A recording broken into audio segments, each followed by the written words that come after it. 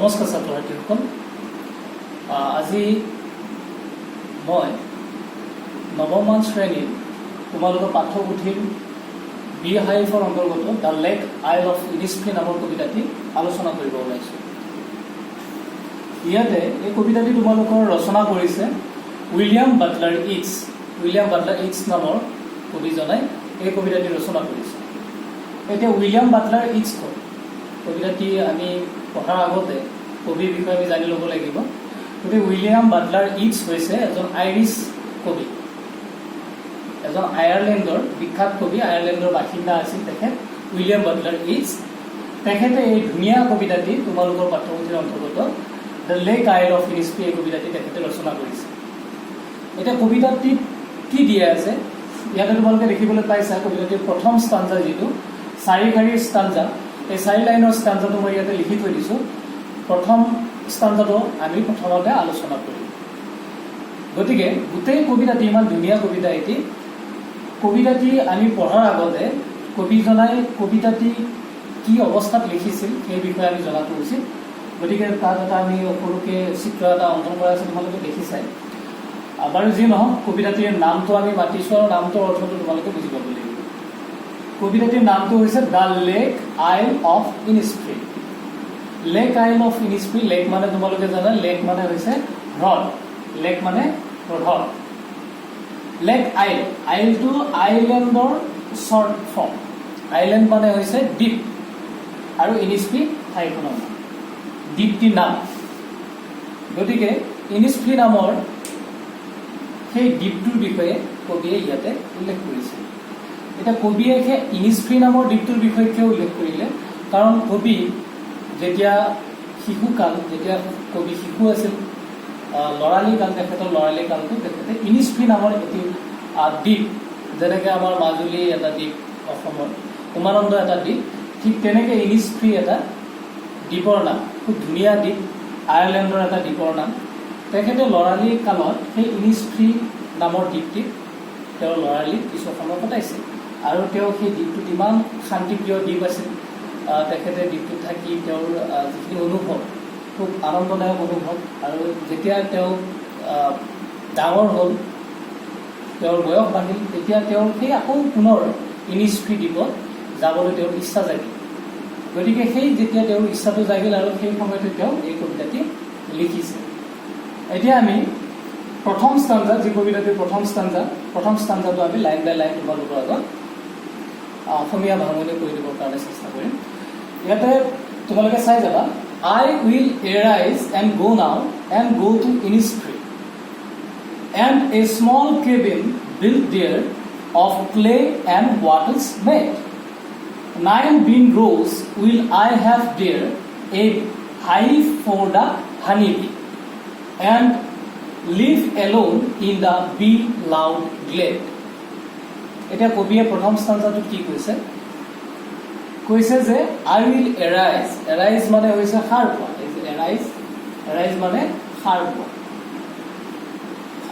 মই ইয়াতে লিখি দিছোঁ, এৰাইজ মানে হৈছে সাৰ পোৱা। And go now and go to ইনিস্ফ্ৰি। মই এইমাত্ৰ সাৰ পাম আৰু সাৰ পাই ক'ত যাম? ইনিস্ফ্ৰিলৈ যাম। ইনিস্ফ্ৰিলৈ মই যাত্ৰা কৰিম। কিয় যাত্ৰা কৰিম আৰু যাত্ৰা কৰি তাত কি কৰিম তেওঁ লিখিছে। ছেকেণ্ড যিটো লাইন তেওঁ লিখিছে, and a small cabin. Cabin তোমালোকে জানা, কেবিন মানে হৈছে সৰু পজা, জুপুৰি ঘৰ। পজা বুলি মই ইয়াতে লিখি দিছোঁ, পজা। A small cabin built there of clay and wattles made. Clay মানে হৈছে বোকা। wattles শব্দটোৰ অৰ্থ হৈছে গছৰ ঠাৰি। মই তোমালোকক বুজাই দি আছোঁ, গছৰ ঠাৰি ইয়াতে লিখি দিছোঁ মই। তেওঁ কি কৈছে, মই এইমাত্ৰ সাৰ পাম, সাৰ পাই ক'লৈ যাম? ইনিস্ফ্ৰিলৈ যাত্ৰা কৰিম। আৰু গৈ তাত এটি স্মল কেবিন, এটি সৰু পজা ঘৰ সাজিম। কিহেৰে সাজিম? ক্লে, বোকা মাটি আৰু গছৰ ঠাৰি। সাধাৰণতে তোমালোকে পজা ঘৰবিলাক দেখিছা চাগে। পজা ঘৰ যিবিলাক জুপুৰি ঘৰ আছে, সেই জুপুৰি ঘৰবিলাক সাধাৰণতে বোকা মাটিৰে আৰু গছৰ ঠাৰিৰে বনোৱা হয়, ওপৰত ধুনীয়াকৈ খেৰ দি পেলাই। গতিকে কবিয়েও সেই তেওঁৰ যিটো আশা, তেওঁৰ ইচ্ছা, ইনিছফ্ৰীলৈ গৈ তেওঁ কি কৰিব বিচাৰিছে, এইটো সৰু পজা তাতে ইনিছফ্ৰীত তেওঁ সৰু পজা এটা সাজিব খুজিছে। কিহেৰে সাজিব খুজিছে? বোকা আৰু গছৰ ঠাৰি। থাৰ্ড লাইনটোত তেওঁ কি লিখিছে? 9 bean rows will I have there a hive for the honeybee.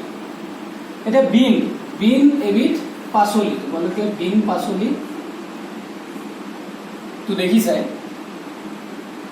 তেওঁ কি কৰিব বিচাৰিছে তাতে 9 শাৰী, ৰ মানে হৈছে শাৰী, 9 শাৰী বিনৰ পাচলি তেখেতে ৰুব বিচাৰিছে। ইয়াতে ইনিছফ্ৰী এটা চিত্ৰ মই লিখিব যত্ন কৰিছোঁ, আঁকিব যত্ন কৰিছোঁ। ইয়াতে তেখেতে এটা পজা ঘৰ ইয়াতে বনাব, হা, বনাই তাত কি দিব সন্মুখত ইয়াতে 9 শাৰী বিন পাচলি ৰুব। আৰু এই hive for the honeybee, hive for the honeybee, honeybee মানে জানা তোমালোকে মৌমাখি, হানিবি মানে হৈছে মৌমাখি, আৰু মৌমাখিৰ কাৰণে এখন বাহ, তেওঁ তাতে মৌ পালন কৰিব বিচাৰিছে।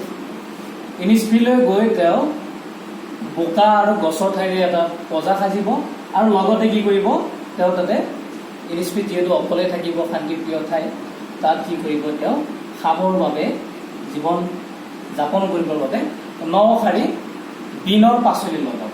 লগতে কি কৰিব, তেওঁ হানিবি মৌ পালন কৰিব। হানিবি মৌমাখিৰ বাবে তেওঁ এখন হাইভ, হাইভ মানে মৌবাহ, তাত তেওঁ ৰাখিব, মৌ পালন কৰিব। আৰু কি কৈছে তেওঁ, and live alone in the bee-loud glade. Live alone অকলশৰে, অকলে, এলোন মানে অকলশৰে তেওঁ তাত জীৱন যাপন কৰিব। In the bee-loud Glade, B মানে মৌমাখিৰে ভৰা, লাউড মৌমাখিয়ে চিঞৰ বাখৰ কৰি থাকিব, মৌমাখিৰ যিটো চিঞৰ, সেই চিঞৰৰ মাজত মৌমাখিয়ে চিঞৰ বাখৰ কৰা, গ্লেড মানে হৈছে মুকলি ঠাই, সেই মুকলিমূৰীয়া ঠাইখনিত তেওঁ এটি পজা ঘৰ সাজি, বোকা আৰু গছৰ ঠাইৰে পজা ঘৰ সাজি তাত মৌ পালন কৰিব। লগতে 9 শাৰী কি কৰিব, তেওঁ বিন পাচলি ৰুব, আৰু অকলশৰে তাতে শান্তিপ্ৰিয়ভাৱে সেই মৌমাখিয়ে গুণগুণাই থকা মুকলি ঠাইত তেওঁ বাস কৰিব। এইটো হৈছে কবিতাটিৰ প্ৰথম ষ্টাঞ্জা, যিখিনি মই তোমালোকক অসমীয়া ভাঙনি কৰি দিম।